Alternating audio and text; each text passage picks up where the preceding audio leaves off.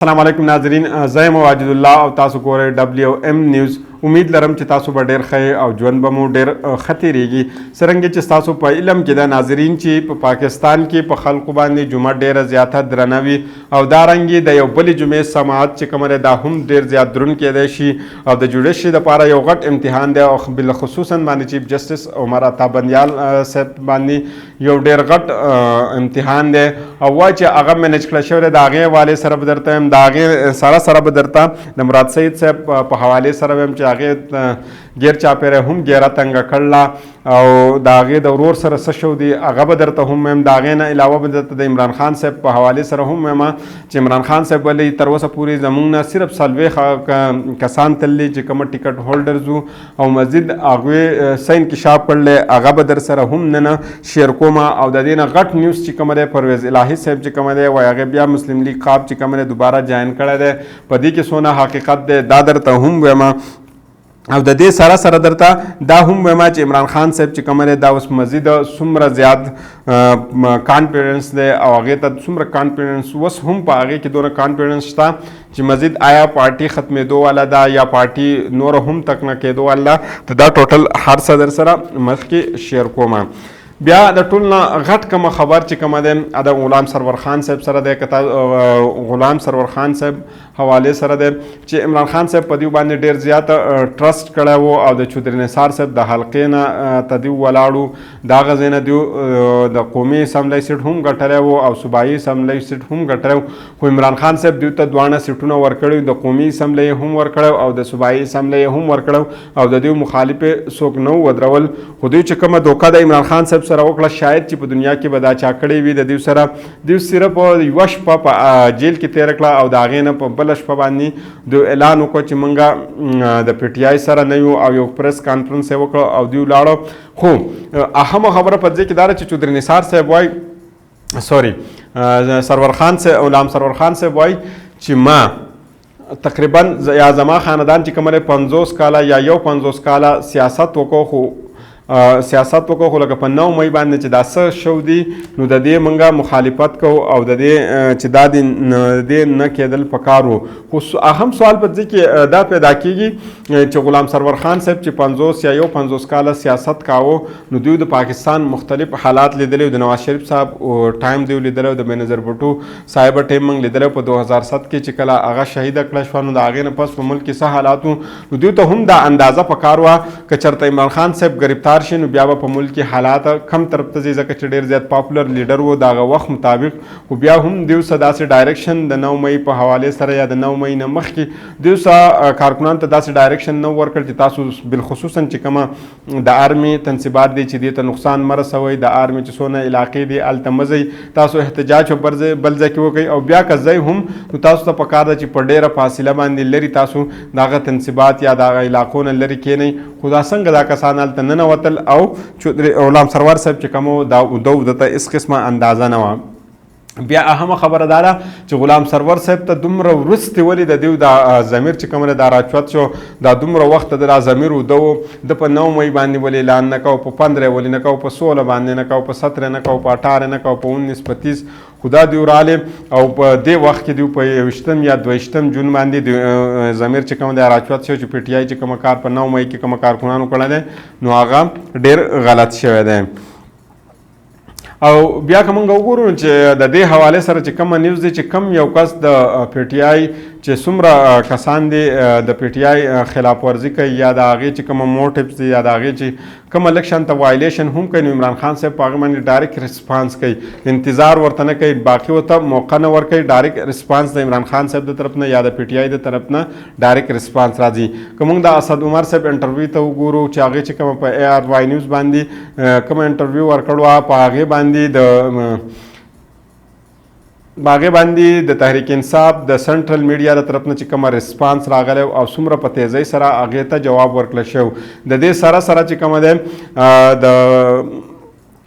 خیبر پښتونخوا چې کوم صدر د عمر ایوب صاحب د پی ټی آی د طرف نه هغه پرویز خټک صاحب ته هم یو شوکاز نوټس ورکړی دی چې تاسو خو د پارټۍ صدارت پرېښی دی خو تاسو د پی ټی آی چې څومره ورکران دي دا تاسو ولې ماتوئ یا د پی ټی آی چې کوم قایدین دي دا تاسو د پی ټی آی نه ولې ماتوئ ستاسو څه اراده ده او تاسو دننه تاسو غوڼ معلومات ستاسو سره شته دی د پی ټی آی په حوالې سره تاسو ډېر په اهم عهدو باندې پاتې شوي خو آیا تاسو ولې د پی ټی آی دا کسان ماتوئ او بل یو ګروپ جوړول غواړئ نو هغوی ته شوکاز نوټس ورکړی دی بیا راځو خپل هغه مین چې کومه خبر دی د چودري پرویز الهي صاحب په حوالې سره د هغې په حوالې سره که زه تاسو ته ووایم نو ډېرې زیاتې افغانګانې په مارکیټ کې ډېر زیات عمر دی چې پرویز الهي صاحب چې کومه دی هغې بیرته قاپ لیګ چې کومه دی هغې جاین کړی دی خو دا خبره بالکل غلطه ده او چودري پرویز الهي صاحب چې کومه دی دا بالکل ډټ کې د عمران خان سره ولاړ دی او بالکل د عمران خان په شا باندې ولاړ دی مضبوط ولاړ دی او هغه په هېڅ حالات باندې پی ټی آی نه پرېږدي خو شجاعت حسین او صالح حسین چې کومه دی هغوی د هغې سره یو ملاقات کړی دی د مسلم لیگ قاب چې کومه جنرال سیکرټري دی شافظ چودري شافظ هغې یو دعوه کړله چې د سابق وزیر اعلی چودري پرویز الهي او د شجاعت حسین صاحب په منځ کې چې دا کومه ملاقات شوی دی وایي دا ډېر زیات مثبت ملاقات شو او وایي چودري پرویز الهي صاحب هغوی یو دعوه کړله چې چودري پرویز الهي صاحب غواړي چې هغه دې بیرته جماعت ته راشي یعنی قاب لیګ کې دې شامل شي خو د هغې په دې راتلو کې یا شاملېدو کې چې کومه رکاوټ دی نو هغه چې په سپین کې کومه یو کس ناست دی نو د هغې د وجې نه دا رکاوټ دی نو په سپین کې چې کومه دی هغه مونس الهي صاحب دی چې کومه د پرویز الهي صاحب زوی دی هغه په سپین کې دی او هغه وایي چې موږ په هېڅ حالات باندې دا ممکنه هم نه ده چې عمران خان صاحب پرېږدو ځکه چې عمران خان صاحب په دومره مشکل کې په موږ باندې ټرسټ کړی دی او موږ ته صدارت را کړی دی د هغې نه زموږ ما والد صاحب چې کوم دی وزیر اعلی جوړ کړی دی نو موږ ته اوس په دې مشکل وخت کې عمران خان صاحب په هېڅ حالات باندې نه دي پرېښودل پکار چودري شافظ صاحب چې کوم دی هغه یو بل انکشاف یا دعوه کړله هغه وایي چې چودري شجاعت حسین صاحب چې کوم دی یا چودري پرویز الهي صاحب چې کوم دی د دوی چودري شافظ صاحب ویلی چې مونس الهي صاحب چې کوم دی هغه یو کال مخکې دا خبره کړې چې خاندان چې کوم دی دا به زموږ خاندان وي رشتهدارۍ غمخادي دا به موږ خپله د یو بل سره کوو خو پارټي چې کومه ده یا سیاست چې کومه ده دا به د هر سړی خپل وي رشتهداري به زموږ په خپل ځای باندې وي خو چې څوک کومه پارټي جاین کوي په کوم پارټۍ کې خپل ژوند تېرول غواړي دا به د هغه خپله ذاتي سوچ وي د هغه به خپله ذاتي فعل وي بل څوک په هغې باندې دا فورس کولی نه شي چې تاسو د دې خاندان سره تعلق لرئ نو تاسو دې خامخا دا پارټي جاین کوئ بیا چودري شافظ صاحب دا هم یو دعوه کړله چې ډېر ښه شخصیت چې کومه قداور شخصیت دی چې د کومو ډېر غټ نوم دی او غټ طاقتور شخصیت چې کومه دي خلک چې کومه دي کسان چې کومه دي دا به د اختر نه پس قاپ لیګ جاین کوي او قاپ لیګ چې کومه ده دا به د پاکستان یو مضبوطه پارټي جوړیږي او ډېر داسې کسان به چې هغه به نور هم پی ټی آی پرېږدي او د پی ټی آی به ختمیږي په دې کې هم ډېر زیات فیکټرز دي ډېر زیات شیزونه په دې کې شامل دي ځکه که موږ ګورو په موجوده وخت کې درې داسې ګروپونه دي چې هغه به مزید راتلونکي حکومت کې ډېر زیاته کردار ادا کوي چې پاک یو قاپ لیګ دی د قاپ لیګ به هم پکې ډېر زیات اهم کردار وي په راتلونکي حکومت کې د دې سره به استحکام پاکستان پارټي آی پی پی چې کومه ده د دې به ډېر زیات اهم کردار وي ممکنه چې وزیر اعظم هم د دې پارټۍ نه راشي او دریم چې کومه نوی ګروپ کومه جوړېږي هغه به د آزاد امیدوار وي چې ډېر داسې کسان وي چې د آزاد امیدوارو هم یو ګروپ جوړ کړی شي او دا به کوشش کیږي چې زیات ډیپینډ چې کومه ده راتلونکي حکومت به په آزاد امیدوارانو باندې کوي او د آزاد رسي چې کومه د حکومت وي نو هغه به د آزاد امیدوارانو چې کومه ګروپ وي انډیپینډنټ کومه ګروپ وي د هغوی په لاس کې به وي که هغه څه ټیم غواړي نو هغه به دا حکومت غورځولی هم شي او حکومت به سپورټ کولی د دې نه بعد که موږ ډېر اهم خبر ته وګورو هغه د مراد سعید صاحب په حوالې سره دی چې د مراد سعید صاحب غیر چاپېره چې کومه ده ارسای ورته تنګ کړلې او مراد سعید صاحب چې کوم ورور و هغه یې هم پرون نیولی دی او د پولیسو وینا ده چې مراد سعید صاحب د ورور خلاف چې کوم دی هغه ډېر زیات مقدمات او هغه چې کوم دی ټي ایم او آفیسر خوا نه ګرفتار کړی شوی دی او موجوده ټیم کې که موږ وګورو نو مراد سعید صاحب چې کوم دا هیټ لیست کې چې کوم چې چا نه زیات نفرت کېږي په هغه لیست کې دا په ټاپ باندې د سرپرست دی او په پاکستان کې د عمران خان صاحب نه مراد سعید صاحب چې کوم دا زیات ډېر وانټډ دی چې په دوی ونیولی شي او دوی ته سزا ورکړی شي او د دوی دپاره څه معافي هم نشي لکه څرنګه چې نور کارکنان دي یا نور قایدین دي د پی ټی آی هغه راځي همونګ وینو چې پریس کانفرنس کې وزیر که مراد سعید صاحب ونیول شون داغه لپاره دا اپورچونټی چې کومه دا هم د هغې لپاره نشي. د دې سره سره کومه سابق گورنر پنجاب عمر سرفراز چیمه صاحب ته وګورو نو پرون د هغې ښځه چې کومه ده هغه پرون راغلي وه انسدادي دهشتګردۍ عدالت ته او د هغوی سره ملاوېدو دپاره خو د بدو د قسمته هغه هم پولیسو ګرفتاره کړله د هغه ځای نه. وایي چې راتلونکي وخت کې د پی ټی آی نه چې کومه ډېر داسې اعلانات راتلی چې پی ټی آی کې کومه اهم کارکنان یا کومه بچه کوچه چې څومره خلک بچ شوي دي هغه به هم پی ټی آی پرېږدي. دا هم یو دعوه کوي او وایي چې د اختر نه پس به تاسو ډېر زیاته اعلانات واورئ. د هغې نه پس چې کومه ده که جمعه مونږ وګورو نو جمعه په پاکستان کې په ډېرو خلکو باندې ډېره زیاته باري وي او بالخصوصا که مونږ نون لیګ وګورو نون لیګ دپاره جمعه همیشه چې کوم وي دا ډېره زیاته باري وي. خو دا نننۍ جمعه چې کومه ده دا د چیف جسټس عمر عطا بندیال صاحب دپاره هم ډېره زیاته باري کېدلی شي ځکه چې نن ډېر یو اهم سماعت چې کومه دی دا به په سپریم کورټ کې کېږي. و رکني بینچ چې کومه دی دا سماعت چې کومه دی هغه به دوی اوري او دا به مخکې ځي ځکه چې دا 9 کسانو خو چیف جسټس فایز عیسی صاحب او طارق سعید صاحب چې کومه دی هغه د دې بینچ نه جدا شوي دي. خو د دې بینچ نه دی په څه وجه باندې جدا شوي دي. قاضي فایز عیسی صاحب چې کومه دی هغه 25 منټه یو تقریر کړی او په هغه تقریر کې هغوی دا ویلي چې دا کومه بینچ چې کومه دی دا غیر قانوني دی د دې څه حیثیت نشته. هغه ویل چې دا بینچ نه پرېږدم دا بینچ نه چې زه ځم نو دا بینچ زه د دې وجې نه پرېږدم چې دا غیر قانوني دی د څه حیثیت نشي. او د دې سره سره چې کومه دی چې کومه د دې نه غټ اهم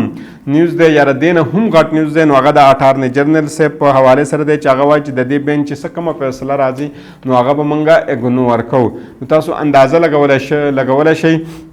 چې په موجوده حالات کې یا په پاکستان کې چې د عدالت نه منل کېږي بینچ نه ایکسپټ کېږي اټارني جنرال چې کومه دی هغه فیصله به اګنور کوي. نو د هغې نه بهتره دا نه چې چیف جسټس عمر عطا بندیال صاحب چې کومه دی هغه استعفا ورکړي او د کومه نوي جج چې نوټیفیکیشن شوی دی چیف جسټس قاضي فایز عیسی صاحب نو چې هغه نن خپل هر څه په خپل لاس کې والي او مخکې د هر څه پروسیډنګ ویسي نو به ډېره ښه ځکه وي چې کومه فیصلې راځي که ښه وي که بده فیصله وي به منلی کېږي ځکه چې کومه فیصلې خو چې موجوده چیف جسټس عمر عطا بندیال صاحب ورکوي نو هغه خو څوک مني نه او نه هغه امپلیمنټ کېږي ځکه تاسو لیدلي چې ډېرې داسې فیصلې وي چې هغه نه دي امپلیمنټ شوي که 14 مۍ د الیکشن حوالې سره موږ وګورو یا د ډېر شه داسې کارکنانو یا داسې قایدینو چې د هغې د ازادېدو به عدالت حکم ورکړ خو هغه به دوباره بیا په بل یو کیس کې گرفتار شو. دا هم موږ لیدلي وایي د عدالت غیر قانوني دي. د دې په حوالې سره خواجه آصف صاحب چې کومه دی هغه هم ډېر الارمینګ یو پیغام ورکړلی. هغه وایي چې دا موجوده چې کومه سیټ اپ دی جوډیشري چې کومه ده دا د تحمل نه کار والي که دوی چېرته د تحمل نه کار وانخیستو نو په موجوده یعنې په راتلونکي دور کې به د هسټرۍ نه هم د دوی دا نوم چې کومه دی دا به ډیلیټ کړی شي او دا نوم به د هسټرۍ نه هم درې کړی شي. نو دا هم هغې یو تھریټ ورکړی دی او ډېر اهم تھریټ دی چې کومه دوی ته ورکړی شوی دی. بیا د دې نه مخکې موږ راځو د دې حوالې سره خو ډېر زیات عرصه دي خو کوشش به کوو چې کله دا نن سماعت وشي نو د هغې نه بعد به په دې باندې تفصیلي خبره بیا تاسو سره کوو. خو د دې نه بل چې کومه الارمینګ خبره ده هغه فیصل واوډا صاحب سره ده چې هغه ډېر زیات اکټیو و که څه ورځې مخکې موږ وګورو بالخصوصا کله د 9 مۍ نه بعد چې پی ټی آی ختمېدو او په هغې کې چې کومه کردار و یا د پی ټی آی کومه ورکرز چې کوم یا قایدین چې کوم چې هغې پی ټی آی پرېښودله او بالخصوصا چې کومه اهم کسانو په هغې کې د فیصل واوډا صاحب ډېر لاس و او فیصل واوډا صاحب چې کومه دی هغې ډېر زیات انکشافات هم کوي چې طاقتور حلقو سره د هغې لاس دی او طاقتور حلقو کې چې دننه څه انسایډ سټوریز دي نو هغې معلومات هم دوی سره وي. نو هغې هم یو داسې انکشاف کړلی که چېرته چیف جسټس دا فیصله وکړه چې د فوجي عدالتونو کې د سیول کسانو ته سزا ورنکړه شي یا د هلته هغې ته ټرایل ورنکړه شي نو او که چېرته دا فیصله راله ده چې او چې دوی ته ټرایل ورنکړه شي نو دا چیف جسټس چې کوم دی دا به ختم کړی شي او دا به بالکل قیمه کړی شي. دا هم د هغې یو دعوه ده چې هغې څنګه کړلی. یو بله تیوري ده چې هغه په مارکیټ کې ډېره په تیزۍ سره او ډېره زیاته خوره ده چې هغې تیورۍ مطابق وایي چې اټارني جنرال چې کوم وي د چیف جسټس سره ورسره وي او د هغې سره یو ځای چې څومره معاملات وي هغه معاملات ګوري او کوشش کوي چې دا معاملات د هغې سره حل کړي. خو دا موجوده چیف جسټس جسټس او د اټارني جنرال چې کوم دی د دوی په منځ کې ډېر زیات کلیش دی او ډېر زیات فرق دی. اخري دغه ته تر راځم چې جوډیشري چې کوم دی هغه باندې په دې وخت کې ډېر زیات امتحان دی او ډېر زیات په امتحان کې دي. اوس د جوډیشري دپاره یا د دې د سپورټ کولو یا د امپاور کېدو دپاره صرف واحد اخري حل د دې سره دی چې هغه وال چې کوم دی هغه د وکلا چې کوم تحریک دی هغه دی او امید لري او دا هم یو ایکسپیکټیشن دی چې د راتلونکي ګل د ورځې نه د راتلونکي کومه هفته چې کومه د ګل ورځ سبا بل سبا چې کومه ګل راتلونکي هغې کې د وکلا تحریک شروع کېدی شي یا د نهي په ورځ باندې د وکلا تحریک چې کومه دی دا شروع کېدی شي. نو دا چیف جسټس عمر عطا بندیال صاحب دپاره یو ښه خبر به ځکه وي چې دا به هغې ته د هغې ملا چې کومه ده هغه به مضبوطه کړي او هغه ته به ډېر زیاته پاور میلاو شي. نو د بلې ویډیو پورې ماته اجازت راکړئ. د الله په امان.